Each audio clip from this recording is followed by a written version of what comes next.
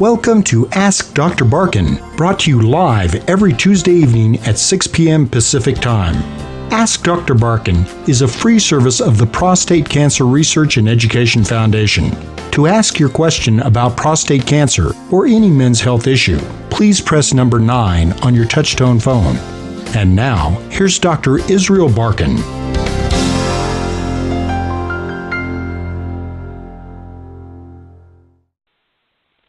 Hello and welcome everyone to Ask Dr. Barken show. I'm Dr. Barken, and with me we have... With Dr. Israel Barken, the Chairman and Medical Director of the Prostate Cancer Research and Education Foundation, is Frida Zapora. I'm your co-host, and I want to welcome everyone who's listening to us. Please stay with us for the entire hour. We're going to have the Ask Dr. Barken weekly program dedicated to your questions. The contents of our program are provided for general education purposes only. Of course, we cannot replace your physician or the treatment options or therapies that your physician may recommend. So if you believe that you're suffering from prostate cancer, any type of cancer, or any illness at all, gentlemen, we want you immediately to see your physician. We're going to be recording our program as we do it live, so please be with us for the entire hour. The program is supported and offered by the Prostate Cancer Research and Education Foundation. We are a nonprofit organization. We are dedicated to men and their families with prostate cancer. Our two missions are to provide seed money for innovative prostate cancer research and to offer you, our listeners, education, information, and support about prostate cancer and indeed any men's health issue. The Ask Dr. Barken program is going to provide you with information and insight into general health issues, and we have an interesting program to offer you. We're going to be talking with Dr. Irwin Goldstein and Sue Goldstein from San Diego Sexual Medicine. This is an interesting program. Whether you're listening to us by radio, by internet, or by telephone, please stay with us for the entire hour so that we can answer all of your questions. Your question is going to be answered by our expert, Dr. Irwin Goldstein. Dr. Barken? Yeah, let's welcome our guest, the program coordinator, Sue Goldstein. Hello to you. Hello. Hello, and Dr. Goldstein, the medical director of the San Diego Sexual Medicine Center. Dr. Goldstein will be with us in a few minutes. He's just finishing up with surgery. So we'll be very happy when he joins us. Go ahead, Frida. And meanwhile, I'd like to introduce our audience to Sue Goldstein, who's the program coordinator for San Diego Sexual Medicine.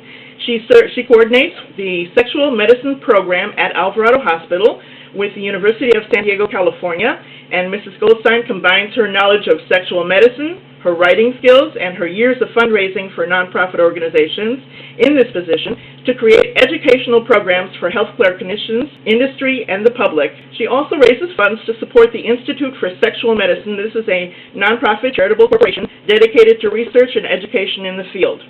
Mrs. Goldstein earned her bachelor's degree in American Civilization from Brown University. She has experience in the laboratory in endocrinology. She's been a teacher, technical writer in the field of sexual dysfunction. And recently, Sue has co-authored her first book, When Sex Isn't Good. It's a collection of stories of women with sexual dysfunction, the way they pursue sexual health care, and it has an extensive science section with Dr. Goldstein as the medical consultant to the book. Mrs. Goldstein is a member of the board of directors of the International Society for the Study of Women's Sexual Health. She's a member of the International Society of Sexual Medicine, and she also serves in a very distinguished capacity as the editorial assistant for the Journal of Sexual Medicine. Welcome, Sue. Thank you. The show is supposed to talk about sex, and we talk about a male and a female partners, and I don't see many women calling in. This is unfortunate. But Sue, I would like in the beginning of the show, if you just could give us a few definitions. What does it mean, sexual health for women? And perhaps you could go over a few definitions of disorders. So how would you define a female that she is sexually healthy? Well, sexually healthy and sexual dysfunction are really two different things, Dr. Barken, because the definition of sexual dysfunction for a woman has to include not only that there's something wrong with her body, but that it causes her distress.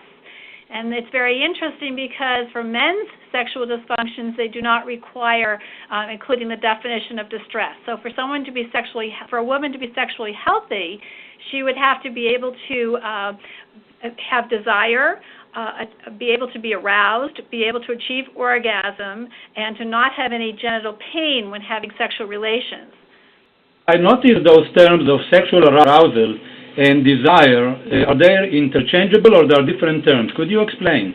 They're quite different terms. Desire is thinking about sex, having it on your mind, being interested in sex. It may include initiating sexual relations. It may just be being receptive to them. Arousal is when you've initiated sex or someone has initiated sex with you, that your body is now responding. It may be tingling in the clitoris, it may be lubrication, but it's actually a physiologic response. Let's try and perhaps get now to some basics. If I could define the sexual activity in a cycle or not in a cycle, could you compare the basic behavior of a male cycle with all the stages versus female? Well, that's a very interesting question. In fact, for a long time, people thought that men and women were very different. And now we're starting to realize that when healthy men are compared to healthy women, the cycle is very similar. Desire, then arousal, then orgasm, and then resolution.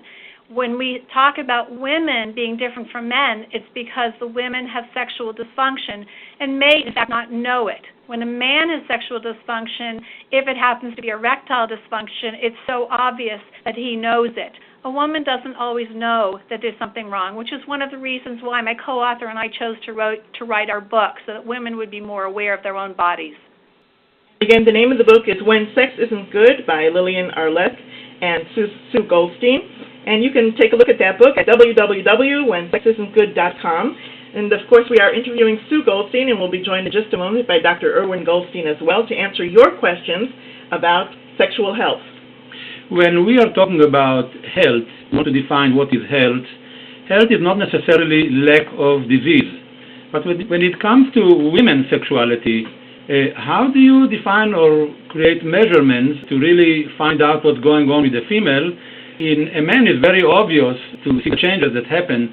How do you measure and how do you define when is it a problem for a female? Well, the first thing is it has to cause distress to the woman. We would never go to somebody and say, if you don't get an orgasm, there's something wrong with you and you should come for treatment. It has to be that you don't get an orgasm and it distresses you. But when a patient comes in who says, I have a problem with my sexual health, there are validated questionnaires, which means that there are basically they're forms, they're questionnaires that a woman would fill out, and based on that response, that would tell the sexual medicine physician part of the picture. And we have the same kinds of questionnaires that men fill out as well, because sometimes a man comes in saying, I have erectile dysfunction, when in fact his problem is premature ejaculation or something else. Then just like with a man, we have tests that we would do in the office where we would actually measure if a woman can feel hot or cold. Can she feel vibration? Is there blood flow there? So we would assess using evidence-based tools. It's not a guessing game. It's not just a matter of talking to the woman. A doctor would examine the woman and put the whole picture together. You mentioned the word orgasm, and men are always fascinated about understanding women and their orgasm. Are there any new revelations or new studies that could help men understand better the mystery of the orgasm that women are coping with, perhaps? And what are the treatments? How could you help a woman what are the causes, and how do you treat or dysfunction in the area of orgasm? Well, it's a very good question. First of all, women do not exist in a vacuum any more than men do. They have a partner, and there was very interesting research done last year that showed that a woman's sexual function can be affected by a man's sexual function. So sometimes women don't reach orgasm because, in fact, their partner, if they have a male partner, he has premature ejaculation. In other words, he reaches ejaculation in 2 minutes or less, and therefore she's never able to be stimulated enough to have orgasm. And if you now treat him, or if he has erectile dysfunction so that physically he's not firm enough to stimulate her, if we treat the male, then he has a better erection, she will actually have better sexual function. But if the woman herself has the issue, we would again assess her for if she has vibratory sensation, if she has temperature sensation, and one of the major pieces there is hormonal milieu, because a woman needs both androgens, which we typically call male hormones, and estrogens, which we typically call female hormones. Both men and women require androgens and estrogens to be sexually healthy. So we will come to this question of hormones and the sexual activity for men and women. Frida? I just want to pop in here for a second, too. I'm looking at the board, and I see we're being joined by many more callers as we begin our hour talking about sex. And I'd like you to know that we have two special guests for you this evening. The voice you're hearing right now is that of Sue Goldstein. She's the program coordinator for San Diego Sexual Medicine, and that is at Alvarado Hospital. The phone number there is 619-265-8865. 619-265-8865, and get on their website as well, www.sandiegosexualmedicine.com. Take a look at one of the many treatments that they offer and the many features that they have. We're going to be talking about two books tonight, one authored by each of the Goldsteins. One is When Sex Isn't Good, and we're talking right now with Sue Goldstein. Yes, Alvarado Hospital should be commended on having sexual medicine center. So, Sue, could you tell us a bit about the center and what's unique about the center and what kind of services you provide for women and men? Well, what's a little bit confusing is that there are two different things here. One is San Diego Sexual Medicine, which is where we see patients. But the Alvarado Hospital program is very exciting because it's the first of its kind in the country. The sexual medicine programs in most facilities are run by a urologist in a urology department, or an endocrinologist in an endocrinology department, or a psychologist in a psychology department.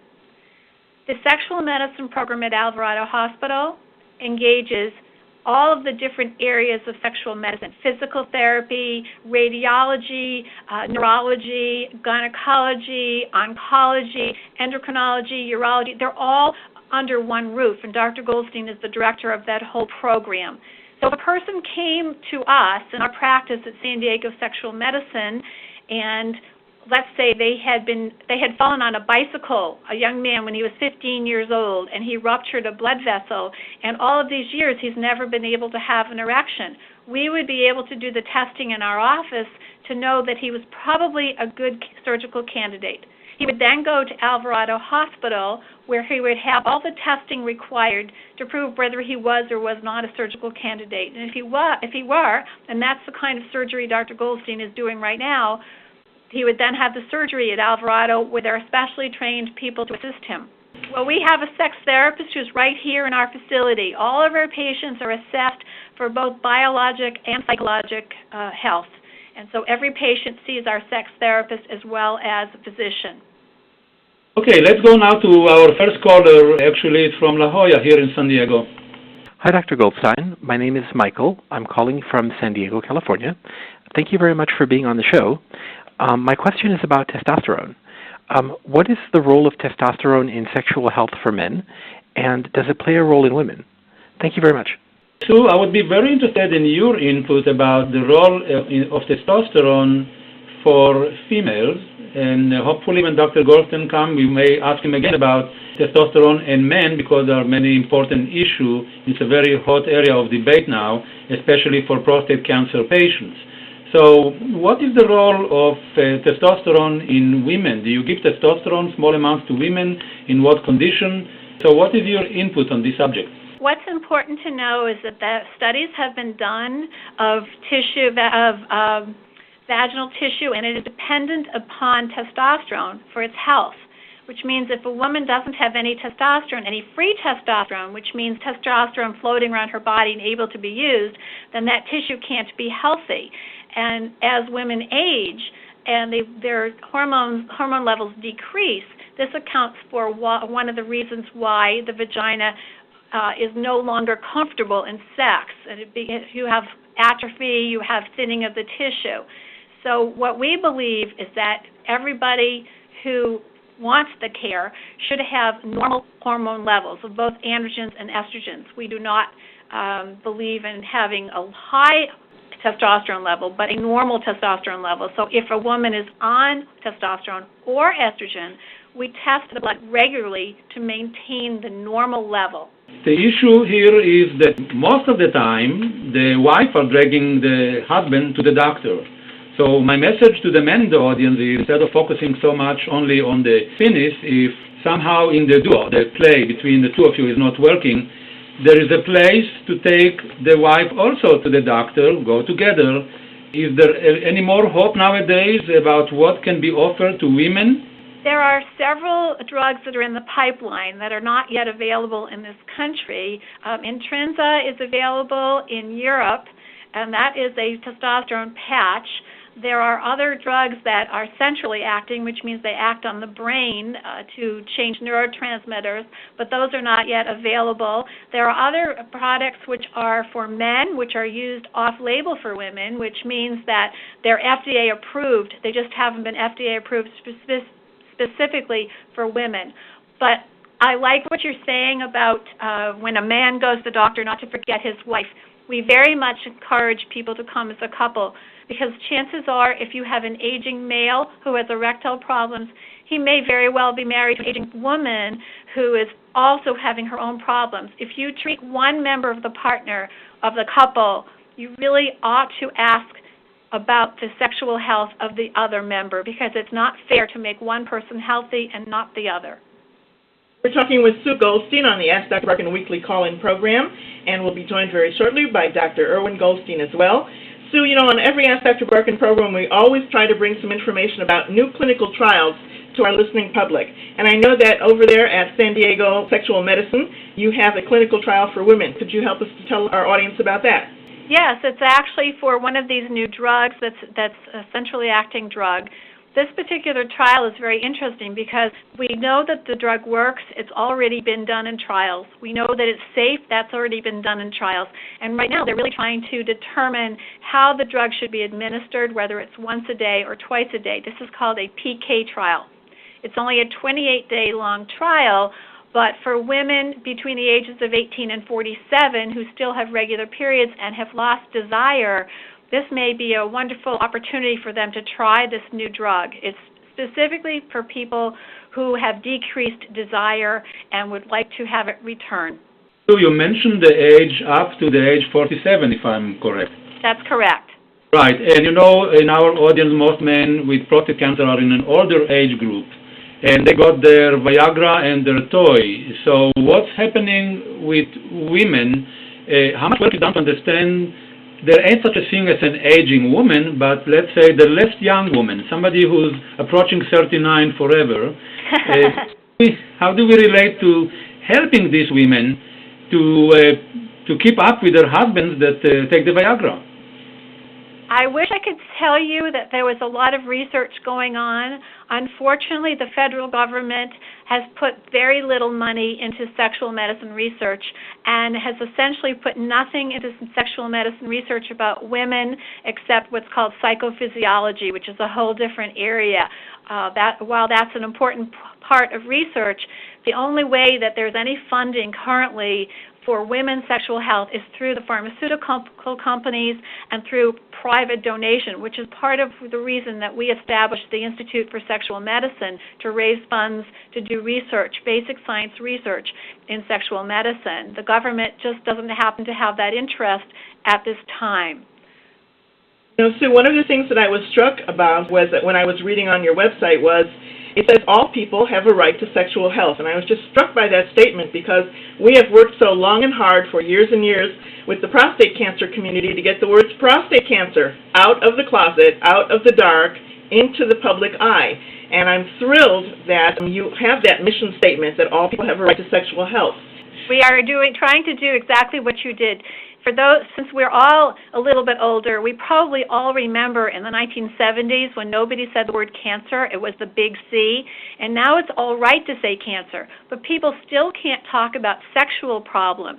It doesn't work down there, or I can't in my private parts. But if you had a broken arm, you could walk out with a cast and your friends would say, I'm really sorry. But if you had a broken penis, you can't tell people that. People tell family members that they're having a hernia repair when they're coming to have surgery on for their erectile function. So if you are interested in this topic of preserving and restoring your sexual health, I want to let all of our listeners know that there's going to be a free seminar for the public. It's on Saturday, October 13th. Its registration time is between 12:30 and 1 o'clock in San Diego, and the program itself is from 1 to 4 p.m. at the Hilton San Diego Mission Valley, 901 Camino del Rio South, San Diego, California. For registration for this free public seminar, you call 800-258-2723. Sue, can you tell us a little bit about what the program will entail? Well, the program has three basic components. The first part will be a lecture about sexual medicine by Dr. Goldstein. The second part will be a patient panel. It's something that we always do because it's so educational. Several of our patients will be talking about their frustrations, looking for help, their joy in finding help, how life has changed for them. It's very empowering, and it allows the people in the audience an opportunity to identify with some of them. And then the last portion of the program will be an Ask the Expert panel with several of the members of the sexual medicine program from Alvarado Hospital. I want to tell you that Dr. Goldstein has just joined us. He's returned from surgery. Well, wonderful. Welcome, Dr. Goldstein. We're going to give you a chance to just catch your breath for a moment while we introduce you to our listening audience. Dr. Irwin Goldstein has been involved with sexual dysfunction research since the late 1970s. His interests include penile microvascular bypass surgery, physiologic investigation of sexual function in men and in women, and diagnosis of sexual dysfunction in men and women. Dr. Goldstein has authored more than 325 publications in the field of sexual dysfunction. That alone, Dr. Goldstein, is an amazing distinction. That is a lifetime of work, with 20 consecutive years of funding by the National Institutes of Health in the area of sexual dysfunction. He's the editor-in-chief of the Journal of Sexual Medicine, the official journal of the International Society for Sexual Medicine, its regional affiliate societies, and the International Society for the Study of Women's Sexual Health. Dr. Goldstein has recently relocated to San Diego, where he is the director of sexual medicine at Alvarado Hospital. He's also clinical professor of surgery at the University of California in San Diego, and he's the director of San Diego Sexual Medicine, where he maintains his clinical practice. Dr. Goldstein, I can't tell you how thrilled we are to have snagged you here for San Diego. We are going to have a wonderful opportunity to have you here in our midst. Dr. Goldstein holds a bachelor's degree in engineering, comes from an entirely different field from Brown University, and his honors thesis was in biomedical engineering, so he is a man of all seasons. In 1975, he graduated from McGill University, Faculty of Medicine, in his hometown of Montreal, Quebec, Canada, and I know all of our Canadian listeners are going, yeah, one of our boys. Yay. Dr. Goldstein was on the faculty of Boston University School of Medicine for 25 years. He was professor of urology and gynecology. He was the founder and director of the Institute for Sexual Medicine at Boston University School of Medicine. Currently, he is the secretary of the International Society for the Study of Women's Sexual Health. He also has the distinction of having been past president of the Sexual Medicine Society of North America and a member of the International Society for Sexual Medicine, the International Academy of Sex Research, and the American Urological Association and the American Association of Sex Educators, Counselors, and Therapists. And Dr. Goldstein, I want to tell you, we try on the Ask Dr. Barken program to bring the stars of the medical community to our listening audience, and I think this time we've brought the luminary for sexual medicine from around the United States and indeed internationally. So it's a great pleasure to honor you in welcoming you to the Ask Dr. Barken program. And welcome to San Diego. Thank you so much, both Frida and Dr. Barken. It's a wonderful opportunity to be here, and I'm thrilled, and we've had just a wonderful beginning 7 weeks, and I look forward to many, many years of being here. We also recognize Alvarado Hospital for their foresight in recognizing this field of medicine, how important it is, and how much they can help the listening public.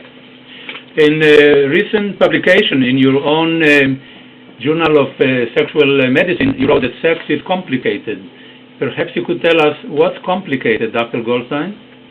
Dr. Barken, well, sex is, and sexual function and sexual health is basically a triad of psychologic, social, and biologic concerns and biologic health issues. And each person is a unique model of those three reasons for sexual problem. And we play detectives trying to figure out how to help people regain their sexual function. Everybody's different. There's no model. There's no like a cookie cutter of what everybody is. Everybody's different, and it's very exciting to be part of the investigation. What's really great is when we can help these people. I mean, I was just in the operating room basically, for 8 hours today, working with two young kids in their 20s who essentially have never been able to have sexual intercourse. And if God is good, we'll have two kids who can now go on and have wonderful lives, and that would just be wonderful. That's wonderful, and again, welcome to San Diego. Let's go now to John that has a question about erectile dysfunction. Good afternoon. I'm John, age 60, from Central California, and my question pertains to erectile dysfunction. And when one has, how important is it to use one of the medications, Viagra, Cialis, pump, anything of that order, to keep and maintain an erection, even if you have a partner that at this point is not willing or interested in any sexual activity, but you don't want to give up anything that you have or cause any more problems down the line. So is this something that should be maintained? I'm not sure I understand the question. Is your question that you should take, you should try to maintain good erections if your partner is not interested? Basically, you know the saying among men, if you don't use it, you lose it. And here is one of the ironic situations in couples as they get older, that one partner is interested, the other partner is not interested. And usually the man who is interested has a problem. He feels that if he will not exercise his penis and take medication or use pumps, then maybe he would lose it in case his wife dies. And how often it happens that an elderly gentleman comes and tells me, for the last 10 years I didn't have sex, my wife died, and now I think I can't have sex again because I didn't use it for 10 years. So is there any validity to this, how shall I say, preventive rehabilitation of the penis to keep it healthy? Oh, the answer is very definitely there is a growing amount of evidence. Probably more than 30 papers are dedicated to the fact that chronic use of these Viagra-like agents can rehabilitate the penis and maintain erectile health. I would encourage you to do that, actually, and you could take these products for reasons that aren't necessarily for penile health, but for overall health. You take aspirin to prevent having heart attacks and strokes. There are new data to suggest that taking drugs like Viagra on a daily basis, not necessarily for intercourse, can actually achieve the same purpose, to prevent having heart attacks and strokes. We have good data that they can help you urinate easier. We have good data that they help with hypertension. We have good data that if you have cold fingers, what we call Raynaud's disease, taking Viagra or Viagra-like products can help. So you should look into the various other uses of these agents. They're called PDE5 inhibitors, and they have a heck of a lot more use than just achieving penile erection. We're talking with Dr. Irwin Goldstein from San Diego Sexual Medicine, and you're on the Ask Dr. Barken call-in program, so be sure you're calling in a question today for Dr. Goldstein. Please do that by getting on our toll-free line, 1-877-727-3301. Press the number 9 on your telephone keypad and record your question right now. And Dr. Goldstein, you'll be interested to know that we keep that telephone question bank open for questions 24/7. So many of that we are having you answer right now were recorded a little earlier this afternoon by interested callers who are joining us for the program. Some of the callers actually prefer to send an email because they wanted they were shy to ask questions. So one of the questions that's being asked often is the question, the big capital M, masturbation. So my question is, from the male point of view and the female point of view, what is the latest view of masturbation from the medical point of view? When is it justified? What are the side effects? Do you become blind, deaf, and hair on your palms? What is the view now about masturbation? It's a form of sexual expression. It's a form of sexual activity. If it's done privately, or it can be done with the partner if the partner agrees. It's a very safe and healthy form of sexual expression. The fact is that in epidemiologic studies, it's very common that people masturbate, both men and women. It doesn't grow hair and it doesn't make you blind. It's a form of tension release. It's how people have pleasure when their partners are busy and unable to have sexual activity. So I think it's if it's kept private, it doesn't interfere with other people's lives, it's absolutely a healthy expression. So there is validity to the joke among young kids that say that studies show that 90% of the boys masturbate and the other 10% lie about it. Yes. Dr. Barken, you're funny. Okay. Frida? Let's go to our next caller. Our next caller is from St. Petersburg in Florida. Hello, doctor. My name is Tom. I'm 64. I'm in Tampa. This month is my first anniversary of palladium seed implantation, preceded by 25 IMRTs and followed by 12. I had moderate ED prior to this, but Viagra addressed this. Now it is almost total ED. In the only 3 or 4 times that I've tried the oral, both Viagra and Cialis, it has failed. And my question is, what type treatment do I need to address this ED? Thank you. I appreciate it, Tom.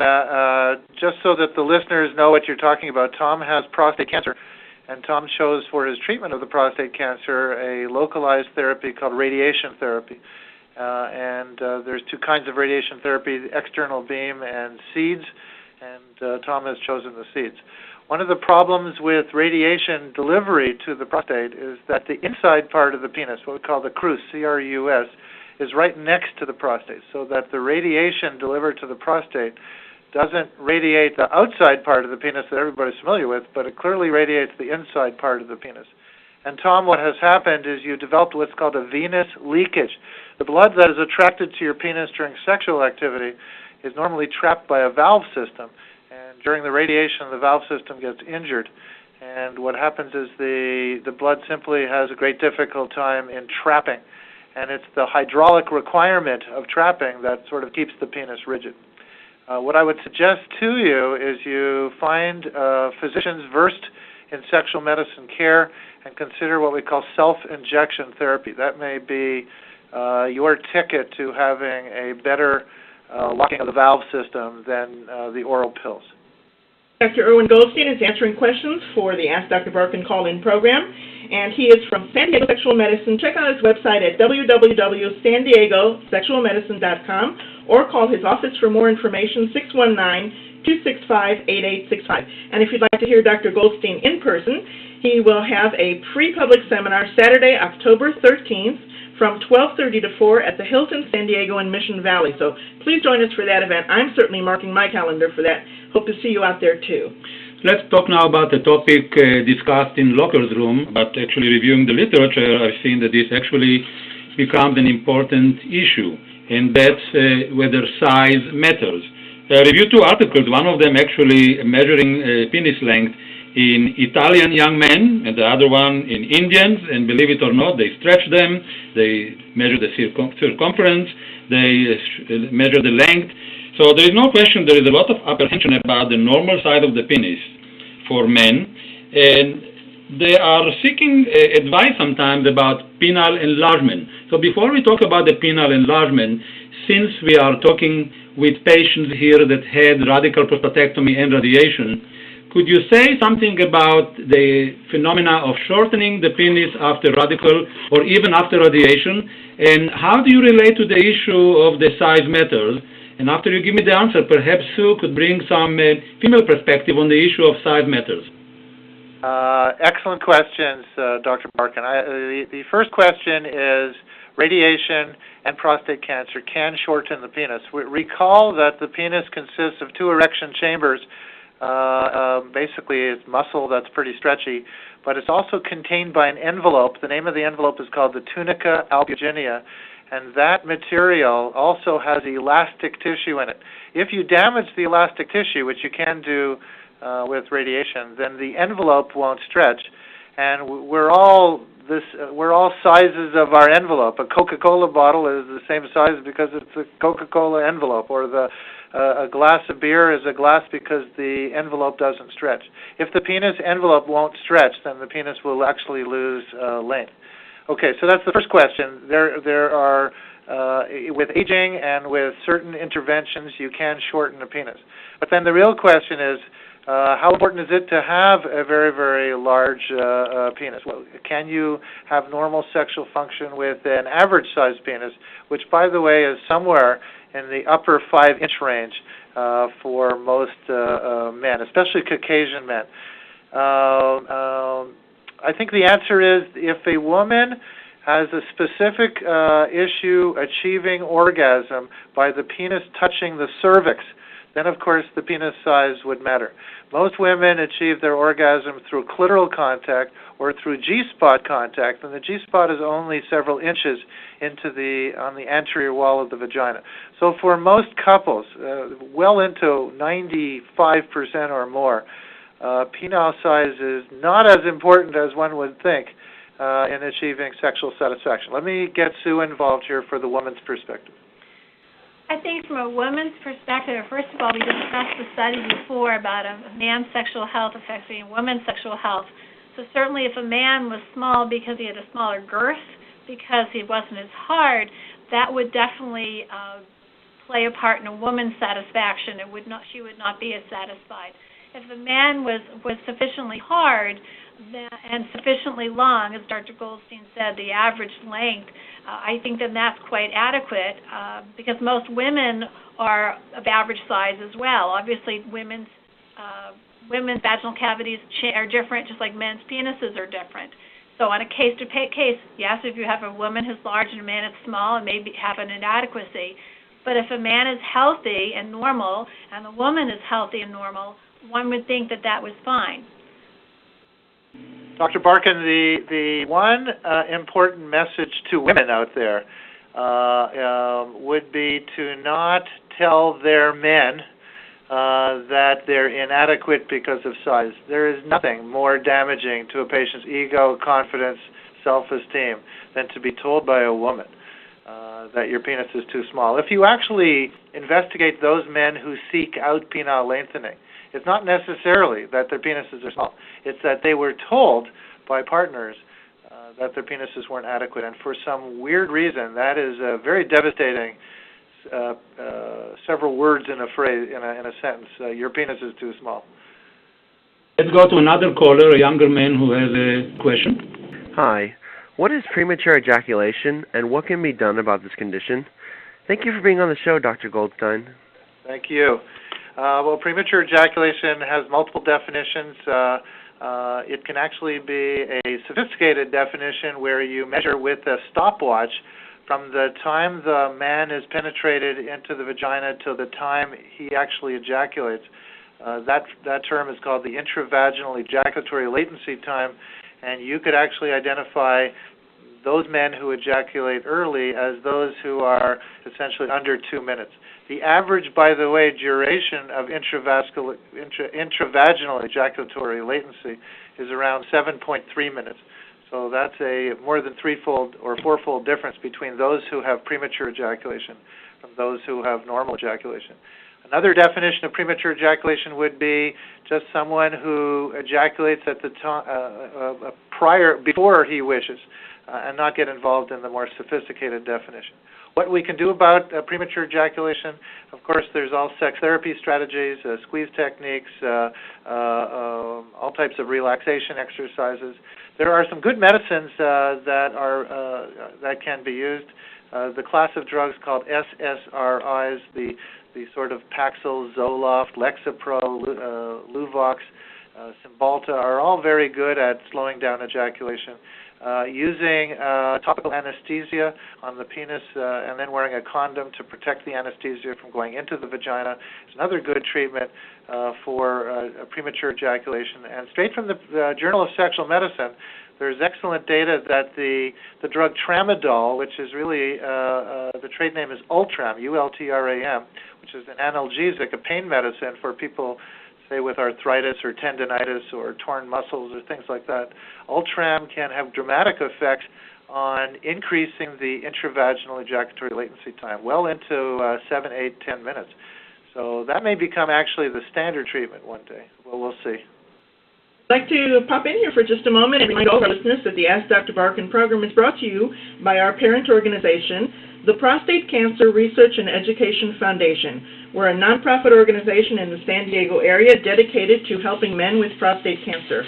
And of course, this is the time when I want to ask each and every one of you who is listening to support the cause of prostate cancer. Please support us with a financial donation to PCREF. You can make that donation online. You can make at our website, www.pcref.org. P for prostate, C for cancer, R for research, E for education, F for foundation, pcref.org. Or, hey, call me. I'm Frida. I'm at the PCREF office. I'll be delighted to chat with you. I'd be delighted to take your donation by telephone, 619-461-8181. But please send your donation. We are supported entirely by the listening public, by those of you especially with prostate cancer. This is your mission. This is your cause. So please send that donation in, whether it's large or small. All donations are fully tax deductible and greatly, greatly appreciated. And also, don't forget to send those cards and letters. We love getting those cards and letters with words of support and to help us continue our mission. Let's go to our next caller, Tyrone, who is 52. Hello, my name is Tyrone. I'm 52, and I'm from Virginia Beach, Virginia. My question Beautiful is part of the what's world, the normal Tyrone? amount of time to start getting worried about regaining sexual function after a radical surgery for prostate cancer? I'm about 2.5 years out, February 2005, and I've seen some results, but not what I want, obviously. So should I start thinking about an implant at this time, or just give it more time? Thanks. Tyrone, it's a great question, and I think one of your questions is how long should you wait before erections come back? If they don't come back by a year, you could argue you could wait just a few more months, like 1.5 years or 18 months. But pretty much after 18 months, there is virtually no restoration of function. So you're well past that window. I would try all conservative therapies, especially the self-injection therapy, vacuum device therapy, Muse therapy, and of course the PD-5 inhibitors. But if they didn't work, the penile implant would be an ideal way to restore sexual function. Okay, let's go to a next caller from New York.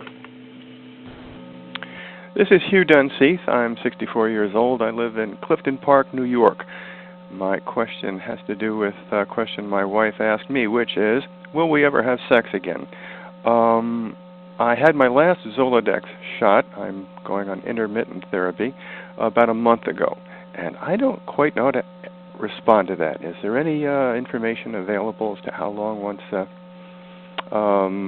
the androgen deprivation therapy is discontinued before the libido comes back and sexual function returns?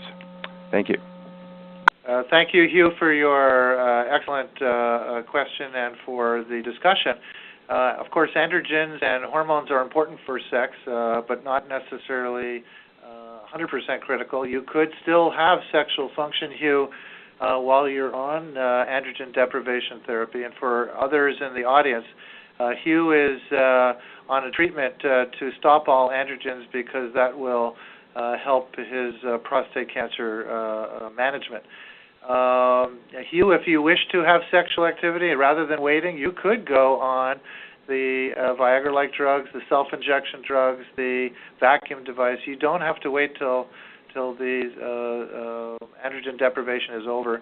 It is very likely that your function will improve once androgen deprivation has been discontinued, but there's absolutely no reason to wait if you don't want to till you resume sexual activity. Talking with Dr. Irwin Goldstein and Sue Goldstein from San Diego Sexual Medicine at Alvarado Hospital. And I want to let our listeners know that we'll be joined by other guest experts in the month of October. At the beginning of October, we have Dr. Charles Roster, who's going to talk with us about cryotherapy. And on October the 16th, Glenn Tisman, who will be a medical oncologist from the Los Angeles area, who will be our guest expert. Let's go now to Chris from California. Hi, my name is Chris. I'm 70 years old. I live in California. I've been treated with trimodal prostate therapy, and I'm on the road to recovery. I've had seeds in the beginning of this year.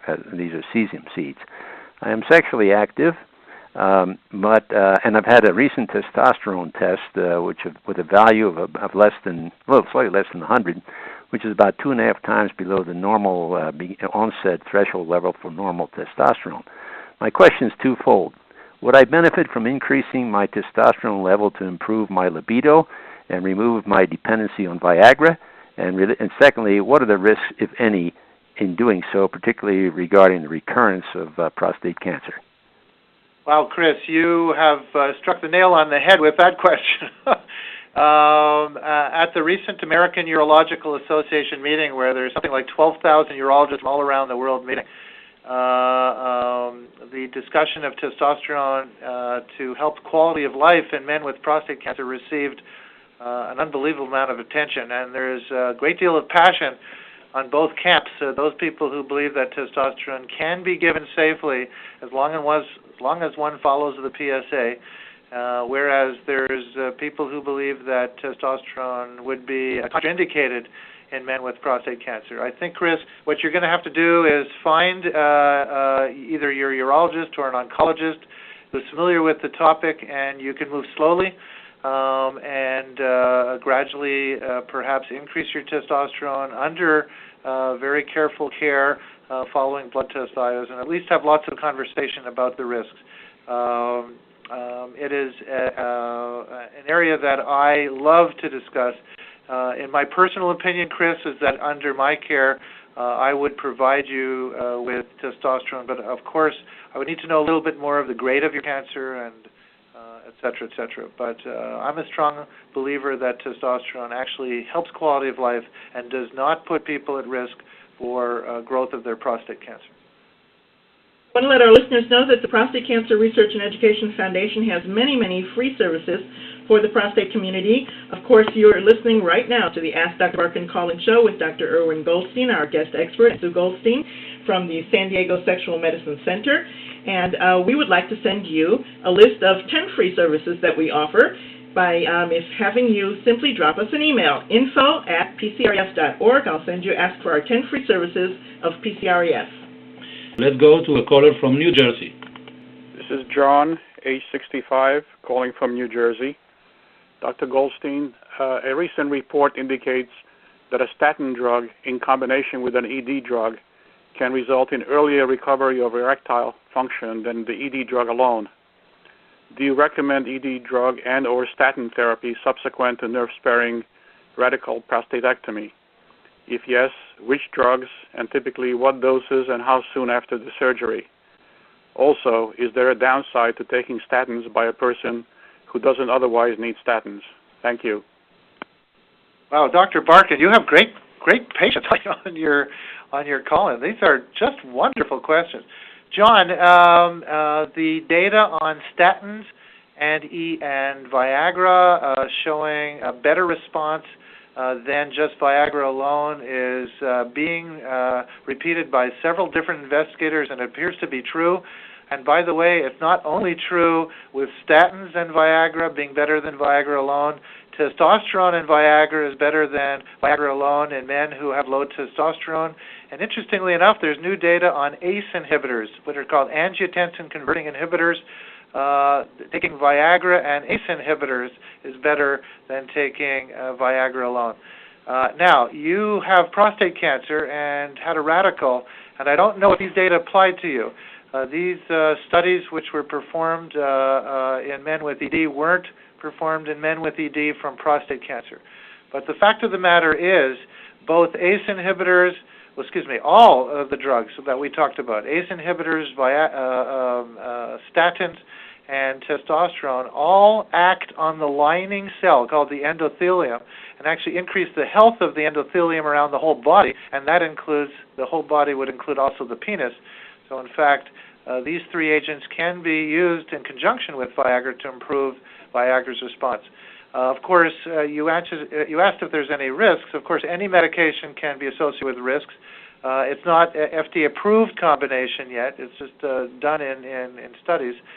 Statins can affect liver, so I would suggest that if you're going to consider doing this, that you get liver function tests prior to using statins. In my own practice and my own professional life and personal life, I actually take statins even though I don't need them for cholesterol. I use them to maintain endothelial health, and I also use the PD-5 inhibitor Viagra, so I is doing what John is saying. Interesting. Dr. Goldstein, you were asking how we get such wonderful questions and such educated listeners, and one of the reasons is because Dr. Barken started the San Diego Prostate Cancer Support Group here in San Diego in 1989. We've been educating people with prostate cancer all those years, and the Ask Dr. Barken program has been on the air 2.5 years or almost 3 years now, so it's a long educational process.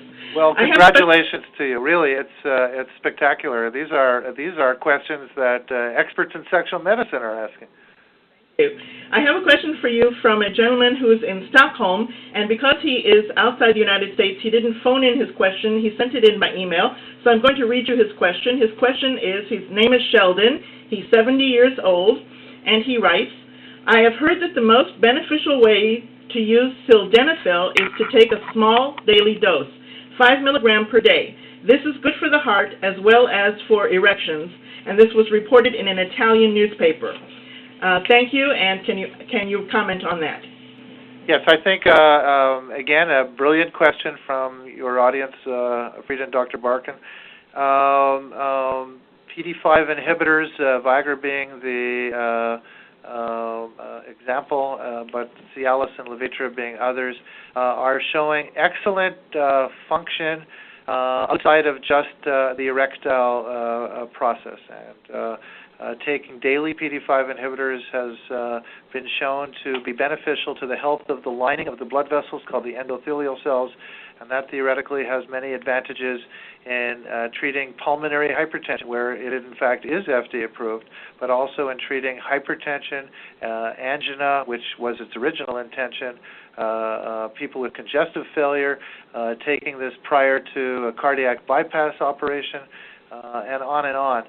There are just tremendous benefits to overall health by doing this, and I would consult your doctor to see if this would apply to you. So for Sheldon, you mentioned 5 milligrams of Viagra. It would really be 25 of Viagra, but it would be 5 of the Levitra and or Cialis.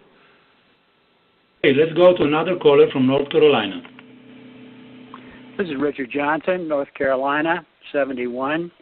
A question for Dr. Goldstein. Is a daily dose of L-arginine, perhaps 3 grams, have you found that effective on ED? And secondly, is it contraindicated for somebody who's been diagnosed with prostate cancer? Thank you. Rich, thank you very much for the question. Yet another excellent question today. L-arginine is the precursor of the neurotransmitter nitric oxide. And at least scientifically, it has a hypothetical opportunity to improve penile erection. The fact of the matter is, it really has not been shown to be both safe and efficacious as a treatment for men who have ED yet. So you mentioned a dose of several either milligrams or grams, I forget what you said. But the fact is we don't have strong data in a placebo-controlled way of determining whether arginine is helpful. It's a precursor, so one would think it would be helpful, but in fact we have no data. Now, you mentioned, is it safe for men with prostate cancer? I wouldn't think it's of risk, but again, we don't have data in that special population. Let's go now to a caller. Walt has a question about what happened after cryosurgery. My name is Walt Sauter. I live in the Ypsilanti area, and I'm 66 years old. I had a cryo procedure done on me, and I'm having erection difficulties. Viagra, Cialis, none of it has helped. I was recommended to use the vacuum therapy system to try to achieve an erection. I'd like to know what Dr. Barken thinks about the vacuum therapy system, and if that's the next thing that I should be trying, or does he have any other ideas? Thank you, Walt, for asking this very interesting question. Cryosurgery is a form of treatment of prostate cancer by freezing the prostate and then turning it into basically ash where it is removed. Unfortunately, cryosurgery has a very strong likelihood of injuring the nerve, which is a critical part of a man achieving an erection. So just like radical prostatectomy, cryosurgery has great chance to hurt the nerve. So Walt has erectile dysfunction. It's most likely as a result of injuring the nerve. Treatment options such as the vacuum device, which by the way is an excellent device for men who don't mind using the device. For some men it is cumbersome and clumsy and their partners don't like it. The penis can become sufficiently rigid for intercourse with minimal intervention and can be a helpful adjunct. Walt, I would also suggest you consider self-injection therapy with cryo as well as with all forms of prostate cancer treatment. That can give somebody an excellent opportunity to regain erectile function. And in the end, if the vacuum isn't successful, Viagra isn't successful, Muse isn't successful, injections aren't successful, Walt, you should strongly consider the penile implant procedure. That would have a very high chance of recovering sexual function. We'd like to mention, we talked about the book before by Sue Goldstein and Lillian Arlett, When Sex Isn't Good. We also want to mention the book by Dr. Irwin Goldstein, The Potent Male. And if you'd like more information on either of those publications, please contact San Diego Sexual Medicine 619-265-8865 and also ask them about their research programs. We talked earlier in the program about the clinical trial for women, and they have other clinical trials as well that I'm sure you'll be interested in. 619-265-8865, San Diego Sexual Medicine. And as usual, we always like in our show to bring some articles. One of the articles I picked up actually was written by Dr. Moyad, and Dr. Irwin Goldstein is also a co-author of that article. It was published a few years ago, and the name of the article is An Evidence-Based Approach to Dietary Supplement for ED. And on the second article, it's mentioning DHEA and ginkgo biloba and L-arginine. We talked about yohimbine, zinc, and other supplements. So, Dr. Goldstein, I would like you to say a few words because we are being bombarded with so many supplements. You know, everybody has the magic bullet for how to be 20 years old again. What do you say about all these supplements, and what is your approach? Well, I think you have to go on a case-by-case basis, Dr. Barken. There's no question that dehydroepiandrosterone sulfate, or the acronym would be DHEAS, is a blood test that can be measured easily in a person. And in the Massachusetts Male Aging Study and several other epidemiologic studies, a low value of DHEA has a high predictive factor in identifying the condition of erectile dysfunction. The fact is these kinds of agents can be of use to men who have erectile dysfunction. I think that we need more data. I think the people that make these supplements should do the traditional kinds of trials so that we in the field can be better educated in how to discuss with patients the risks and benefits of these kinds of things. We have great data on Viagra, and we have very, very limited data on these other supplements. The fact is, as you suggest, it's a very embarrassing issue, sexual problems, and you can go to your health food store and you don't have to go to your doctor, and you don't need a prescription. You can just buy what you want, and you get He-Man and ginseng and all these kinds of products that make all these claims but don't really have appropriate studies to back them up. I just want to say one thing about yohimbine. A new article just came out. Dr. Barken, you want to talk about articles? There's an article written by Dr. Giles Brindley, and I hope you recall who Dr. Brindley is. He's the man who in 1983 at the American Urological Association was the first really to inject his penis, take down his pants, and show off his penis to show the efficacy of this excellent therapy called self-injection therapy. Well, Dr. Brindley just wrote a beautiful paper on taking yohimbine, not just in the 5.4 milligram dose, but at much higher doses, just prior to sexual activity, to restore the ability to have an ejaculation for men who have either difficulty with ejaculation or great delay in ejaculation, or ability to ejaculate with masturbation but inability to ejaculate in the vagina during sexual activity. So I've used this product now in more than a dozen cases with really very nice results. So again, all we need is data. It doesn't have to be Viagra. It can be in a supplemental sort of system. But we're evidence-driven physicians, and we need to provide appropriate information to our patients. And that's what Dr. Moyad said in his article, that even though they're supplements, they can be helpful, but we need to know more about them. I want to remind all of our listeners to join Dr. Goldstein on Saturday, October 13th, for a live program, a free seminar at the Hilton San Diego Mission Valley, Preserving and Restoring Your Sexual Health. Call for registration, 1-800-258-2723, 1-800-258-2723 to register and get a seat for that seminar. We have another caller from North Carolina, and again, the issue of testosterone.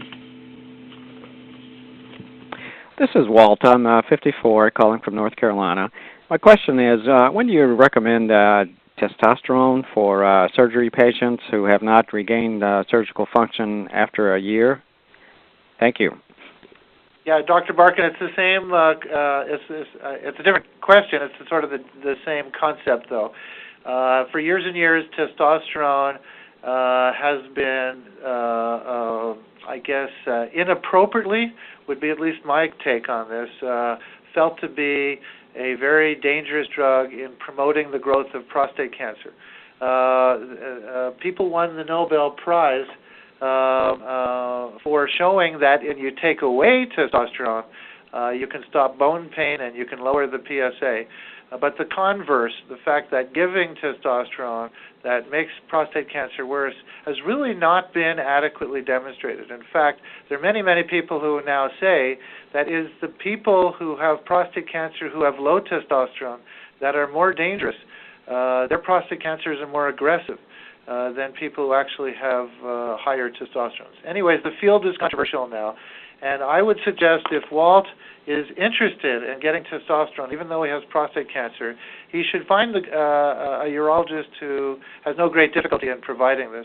It's controversial, and there are urologists on either side of the camp, those who feel it's safe to give and those who don't feel it's safe to give. But it's individual at this point. There'll be much more information on this over the next decade. Amazing how quickly the time flies when you are having fun. And those of you who have been listening for this hour realize that a new day is dawning here in San Diego at Alvarado Hospital for Sexual Medicine with the addition of Dr. Irwin Goldstein and Sue Goldstein at that center. And to close our program, we have a special question for each of them. What do you think is the most important lesson men should learn about women? That's for Sue. Wow, that's a tough one and an easy one. I guess the most important lesson is the same in bed and out of bed. Listen to your partner, be considerate of your partner, and stay healthy and loving to and for your partner. And Dr. Goldstein, besides not making remarks on the side of the penis, what is your most important lesson that you want women to learn from your experience? That I want women to learn. I would like women, and I think I'd like men to learn that they do not have to live their lives without sexual health if they don't want to. That they have the right and privilege to have health, cardiologic health and gynecologic health and urologic health. They should have the right and privilege to have sexual health. So men and women, the take-home message for everybody is that if they have a sexual problem, there are sufficient numbers of doctors and sufficient expertise out there that they should have the right to have sexual health. I'd like to thank Dr. Irwin Goldstein and Sue Goldstein for having been our distinguished guests on the Ask Dr. Barken call-in program. And remember, always call the PCREF office, 619-461-8181. We'll be happy to provide you with contact information for our guests. And I have to mention what my grandmother used to say. She said, love makes the world go around, but sex makes the ride more fun. So goodbye, everyone. Stay informed, stay well. And Dr. Goldstein and Sue Goldstein from the San Diego Sexual Medicine, thank you so much for being with us. Goodbye. Dr. Barken and Frida, thank you so much. Thank you for listening to Ask Dr. Barken, a free service of the Prostate Cancer Research and Education Foundation. brought to you live every Tuesday evening at 6 p.m. Pacific Time, 9 p.m. Eastern Time. We hope you'll visit us next week. If you or someone you know has a question about prostate cancer or any men's health issue, remember to call in before the next show and pre-record your question. Dr. Barken will answer your question during the next live broadcast. Thank you. Live well.